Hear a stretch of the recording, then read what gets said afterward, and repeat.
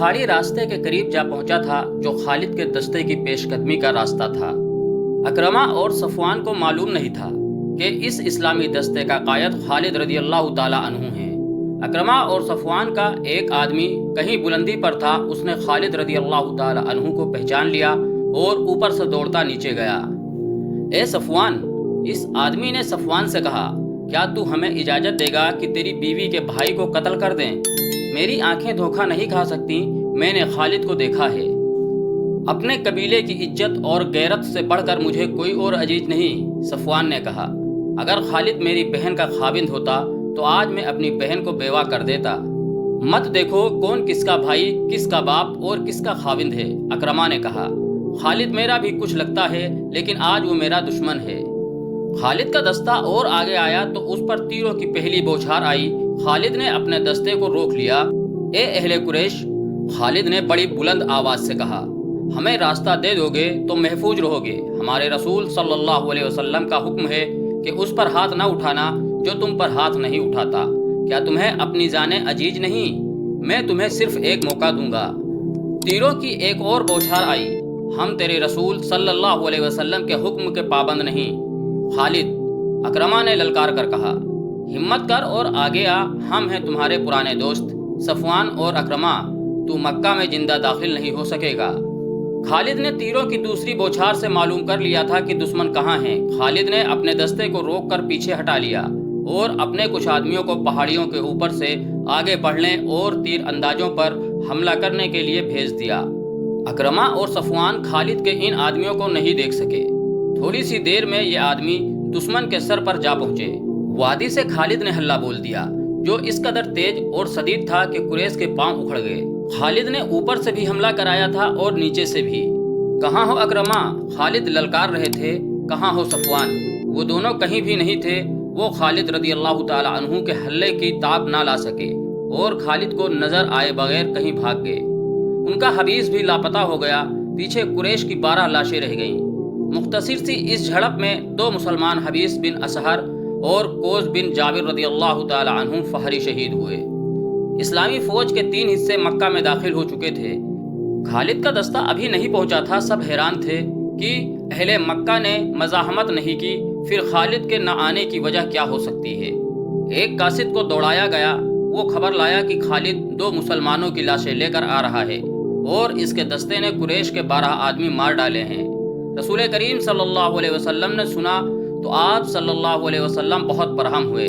آپ صلی اللہ علیہ وسلم اچھی طرح جانتے تھے کہ خالد جنگ و جدل کا دلدادہ ہے۔ اس نے بغیر استعال کے لڑائی مول لے لی ہوگی۔ خالد کے مکہ آنے کی اطلاع ملی تو رسول اللہ صلی اللہ علیہ وسلم نے انہیں بلا کر پوچھا کہ اس حکم کے باوجود کہ لڑائی سے گریز کیا جائے، انہوں نے قریش کے 12 آدمیوں کو کیوں مار ڈالا؟ خالد رضی اللہ تعالی عنہ نے حضور اکرم کو بتایا کہ اکرمہ اور صفوان کے ساتھ قریش کے متعدد آدمی تھے جنہوں نے ان پر تیر برسائے۔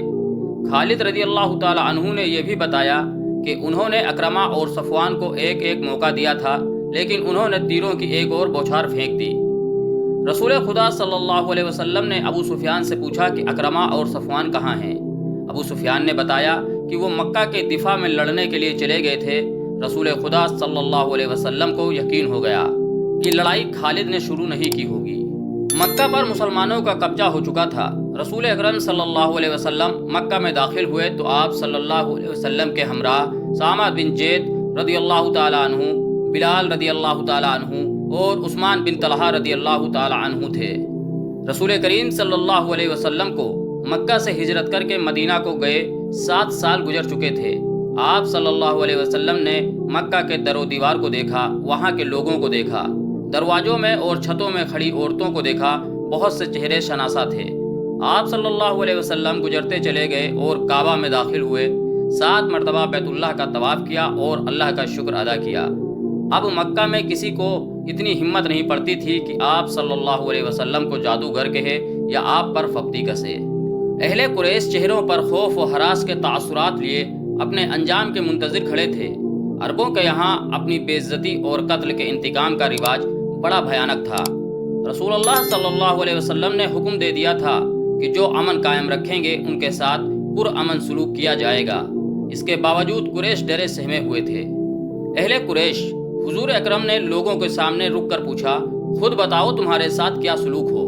لوگوں کی آوازیں بلند ہوئیں، وہ خیر اور بخشش کے طلبگار تھے۔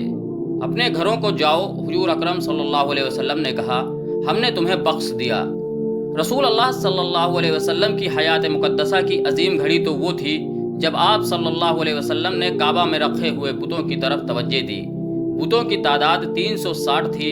ان میں ایک بت حضرت ابراہیم علیہ السلام کا بھی تھا۔ اس بت کے ہاتھوں میں تیر تھے۔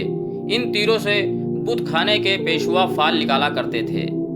حضور اکرم صلی اللہ علیہ وسلم کے ہاتھ میں ایک موٹی اور مضبوط لاٹھی تھی۔ آپ صلی اللہ علیہ وسلم نے اس لاٹھی سے بت توڑنے شروع کر دیے۔ آپ صلی اللہ علیہ وسلم اپنے جد امجد حضرت ابراہیم علیہ السلام کی سنت کو زندہ کر رہے تھے۔ آپ صلی اللہ علیہ وسلم بت توڑتے جاتے اور بلند آواز سے کہتے جاتے، حق آیا باطل چلا گیا، بے شک باطل کو چلے جانا تھا۔ مورخ لکھتے ہیں کہ ایسے لگتا تھا جیسے یہ شدائے حضور اکرم کی لاٹھی کی ہر جرب سے کعبہ کی دیواروں سے اٹھ رہی ہوں۔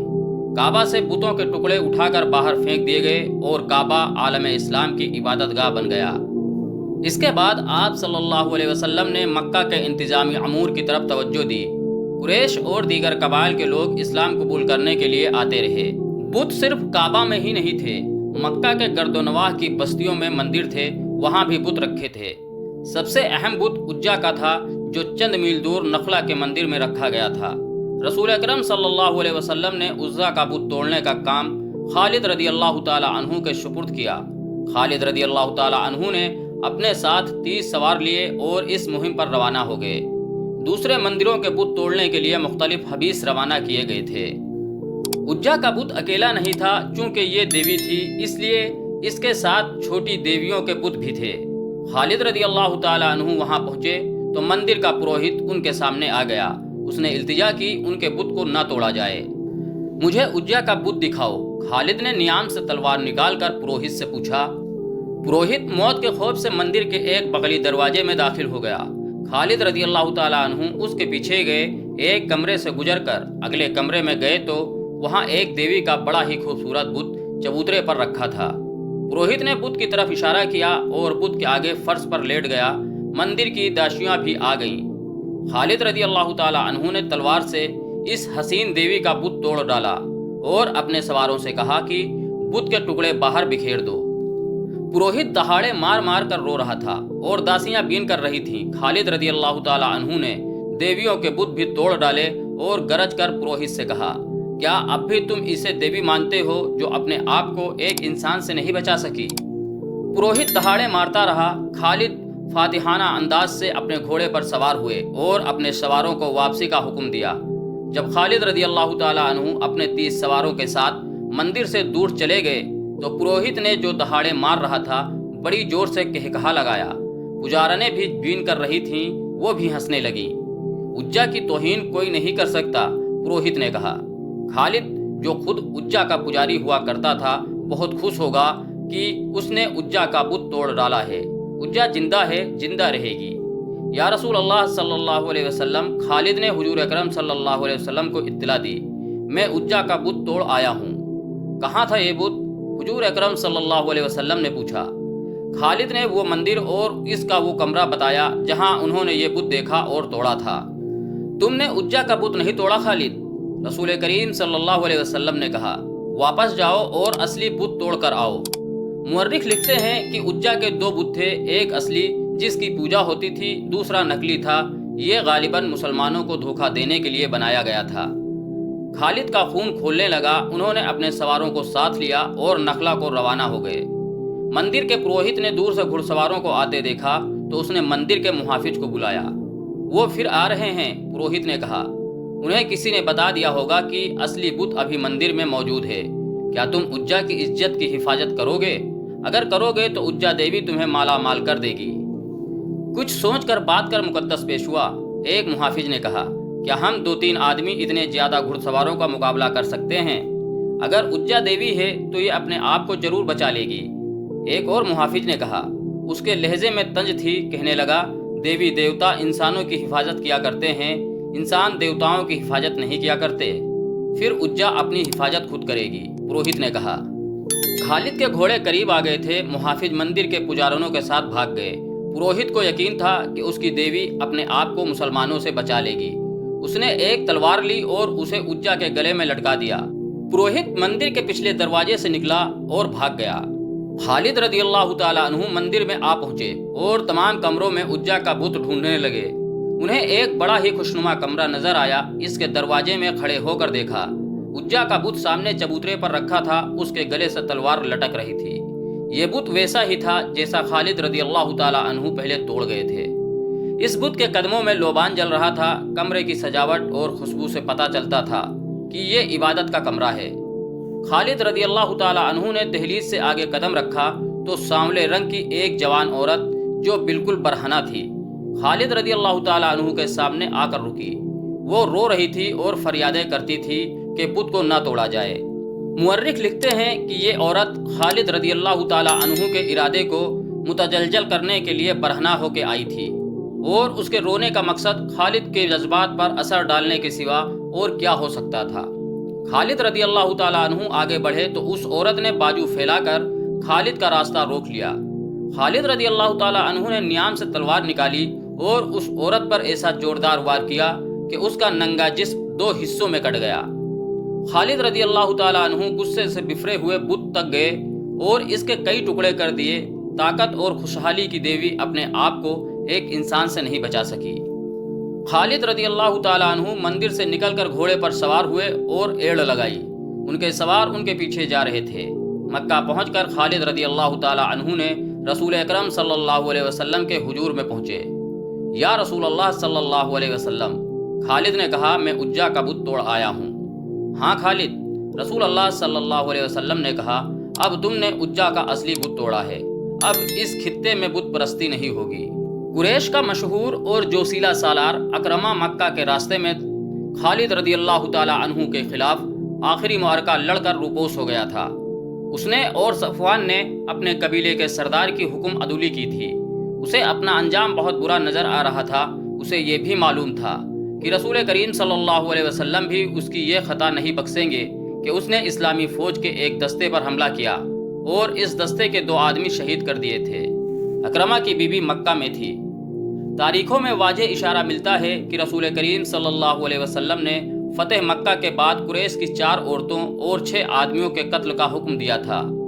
उन्होंने मुसलमानों को बहुत ज़्यादा तकलीफ़ें पहुंचाई थीं और मुसलमानों के खिलाफ साजिशें तैयार की थीं।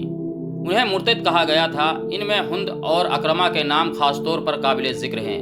अबू सुफियान की बीवी हिंद हर उस इंसान के खून की प्यासी हो जाती थी जो इस्लाम कबूल कर लेता था। अकरमा की बीवी मक्का में थी। फतेह मक्का के 2-3 रोज बाद एक आदमी अकरमा के घर आया। मैं तुम्हारे लिए अजनबी हूँ बहन। इस शख्स ने अकरमा की बीवी से कहा, अकरमा मेरा दोस्त है, मैं कबीला बनु बकर का आदमी हूँ। तुम्हें मालूम होगा कि अकरमा और सफवान ने मुसलमानों का रास्ता रोकने की कोशिश की थी, लेकिन उसके साथ बहुत थोड़े आदमी थे। उसका मुकाबला खालिद से था जो तजुर्बेकार जंगजू है, और उसके साथ आदमी भी ज़्यादा थे। मैं जानती हूँ, अकरमा की बीवी ने कहा, मैं पहले सुन चुकी हूँ मेरे अजनबी भाई। मुझे बताओ वो कहाँ हैं? वो जिंदा तो हैं? वह मुझे बता गया था कि यमन जा रहा है। अजनबी ने कहा, वो कह गया है कि तुझे वहाँ बुला लेगा। मुझे ये भी मालूम है कि वो किसके पास गया है। मैं तुझे यही बताने आया था, वो वापस नहीं आएगा। उसे यहाँ आना भी नहीं चाहिए। अकरमा की बीवी ने कहा, वो आ गया तो उसे कत्ल कर दिया जाएगा। तू तैयार रहना। अजनबी ने कहा, उसका पैगाम आएगा तो मैं तुम्हें उसके पास पहुँचा दूंगा। तुम उसके पास पहुँच जाओगी तो वो तुम्हें साथ लेकर हबीब ला जाएगा। अजनबी उसे अपनी बस्ती का और अपना नाम बताकर चला गया। 2 रोज बाद अकरमा की बीवी बनु बकर की बस्ती में गई और उस आदमी से मिली जिसने उसे अकरमा का पैगाम दिया था। क्या तू अकरमा के पास जाने को आई है? अकरमा के दोस्त ने पूछा। मैं उसे वापस लाने के लिए जा रही हूँ, अकरमा की बीवी ने कहा।